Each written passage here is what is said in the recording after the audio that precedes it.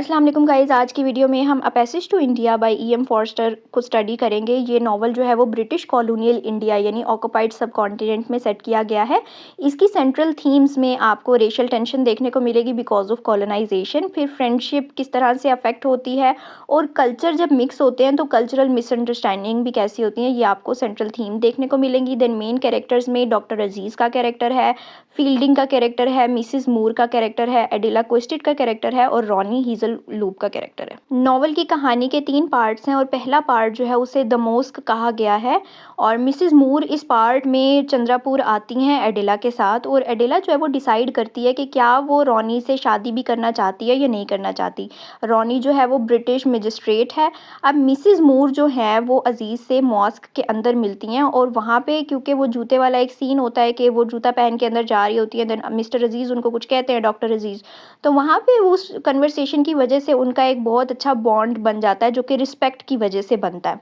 Adela को real India देखने का बहुत शौक होता है, वो बहुत क्यूरियस हो रही होती है कि मैं इस जगह को एक्सप्लोर करना चाहती हूँ। तो इन अ पार्टी उसकी डॉक्टर अजीज़ से मुलाकात होती है। तो अगर हम देखें तो डॉक्टर अजीज़, मिसिस मूर और एडिला की ना एक अनयूजुअल क्रॉस कल्चरल फ्रेंडशिप हो जाती है बिकॉज डॉक्टर अजीज़ इंडिया से होते हैं, मिसिस मूर एडिला वो लोग ब्रिटिश से आए होते हैं, ब्रिटेन से आए होते हैं। तो अजीज़ जो है वो उनको इनवाइट करता है कि हम माराबार केव्स को विज़िट करेंगे, यानी वो एक विज़िट होता है और उसमें उनको भी बुला लेता है और ये लोग भी वहाँ जाने के लिए डिसाइड कर लेती हैं कि हाँ, हम जाएँगे। अब पार्ट 2 उसी माराबार केव्स का स्टार्ट होता है कि जो ग्रुप है वो माराबार केव्स को विज़िट करने के लिए पहुँच जाता है। केव्स जो है वो काफ़ी ज़्यादा उसमें आपको स्ट्रेंज इकोज़ सुनाई देती हैं जिसकी वजह से एक अनसेटलिंग सा इफ़ेक्ट है क्योंकि केव्स में अगर आप बोलेंगे तो वो डबल-डबल आवाज़ आपको इको आती है। अब मिसेस मूर जो हैं वो क्लास्ट्रोफोबिक होती हैं, तो वो कहती हैं कि और स्पिरिचुअली वो काफ़ी डिस्टर्ब्ड भी होती हैं, तो वो कहती हैं कि मैं ना अंदर नहीं जा सकती केव में। तो एडिला जो है वो अंदर चली जाती है, वहीं पे डॉक्टर अजीज़ भी होते हैं, तो एडिला जो है वो पैनिक कर जाती है अंदर बिकॉज़ उसको डर सा लगता है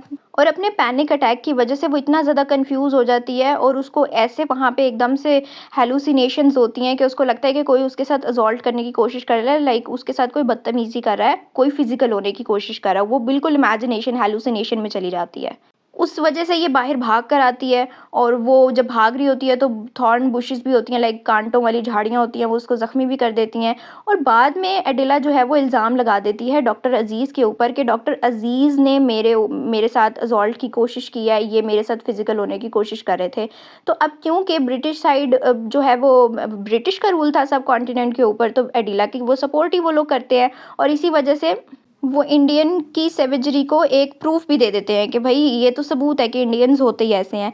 अब इंडिया की जो रैली है वो निकलती है अजीज़ की सपोर्ट में और वो growing political and racial tension, like एक जगह पे लोग डॉक्टर अजीज़ को सपोर्ट कर रहे हैं, एक जगह पे पॉलिटिकल जो लीड कर रहे हैं उनका रूल चल रहा है। जब डॉक्टर अजीज़ का ट्रायल स्टार्ट होता है तो केस जो है वो एक सिंबल बन जाता है ब्रिटिश इंडियन कॉन्फ्लिक्ट का बिकॉज़ एक जगह पे इंडियंस हैं और एक जगह पे ब्रिटिश हैं। फील्डिंग जो है जो कि डॉक्टर अजीज़ का फ्रेंड भी है, तो वो क्या करता है, उससे ट्रस्ट होता है डॉक्टर अजीज़ के ऊपर। अब फील्डिंग का जो कैरेक्टर है और अजीज़ के साथ उसकी जो फ्रेंडशिप है, ये एक क्रॉस कल्चरल फ्रेंडशिप और उसकी आप कह लें खूबसूरती दिखाई हुई है। तो ट्रायल के दौरान एडिला को रियलाइज़ हो जाती है अपनी मिस्टेक, उसको समझ आ जाता है कि मैं सिर्फ हेलुसिनेट कर रही थी, रियलिटी में ऐसा नहीं हुआ था जो डॉक्टर अजीज़ पे उसने इल्ज़ाम लगाया होता है। फिर वो जब अपनी गलती मान लेती है कि डॉक्टर अजीज़ ने मुझे टच ही नहीं किया, तो अजीज़ को ज़ाहिर है डॉक्टर अजीज़ को वो अदालत जो है वो रिहा कर देती है। लेकिन क्योंकि डॉक्टर अजीज़ के साथ इतनी सारी चीज़ें उस पूरे लाइक केस के दौरान हो जाती हैं कि वो बहुत ह्यूमिलेटेड फ़ील करता है। अब क्योंकि एडिला की झूठी कहानी के चक्कर में ब्रिटिश ने बहुत उसका साथ दिया, तो अब जब सच सामने आ जाता है तो ब्रिटिश कम्युनिटी उसी के अगेंस्ट हो जाती है। फिर पार्ट 3 स्टार्ट होता है टेम्पल का, जिसमें मिसेस मूर जो है उनकी डेथ हो जाती है। डॉक्टर अजीज़ का जो वक्त गुजरता है वो काफ़ी बिटर और डिस्ट्रस्टफुल गुजरता है बिकॉज़ उनको ब्रिटिश कम्युनिटी और ब्रिटिश रूल पे ज़रा भी ट्रस्ट नहीं रहता और फील्डिंग जो है वो लाइक बहुत ट्राई करता है कि वो डॉक्टर अजीज़ के साथ अपनी दोस्ती को बरकरार रखें, लेकिन उनको भी कहीं न कहीं उस मिसट्रस्ट का सामना करना पड़ता ही है। और क्योंकि वो कहीं न कहीं फील्डिंग जो है वो एडिला के लिए भी बात कर रहे होते हैं, तो अज़ीज़ को ऐसे शक होने लगता है कि ये एडिला की साइड ले रहे हैं और इसकी वजह से कहानी में एक बार फिर से टेंशन आ जाती है। बाद में फील्डिंग जो है वो स्टेला से शादी कर लेता है। स्टेला जो है वो मिसेस मूर की डॉटर है, लाइक वो एडिला से शादी नहीं करता। तो फिर उसके बाद अज़ीज़ जो है वो थोड़ा बहुत सॉफ्टन होने की कोशिश करता है, लेकिन एंड में कहानी पे डॉक्टर अजीज़ और फील्डिंग रियलाइज़ करते हैं कि कॉलोनियल रूल के अंदर एक ब्रिटिश की और एक इंडियन की दोस्ती नहीं हो सकती तब तक जब तक इंडिया फ्री नहीं हो जाता।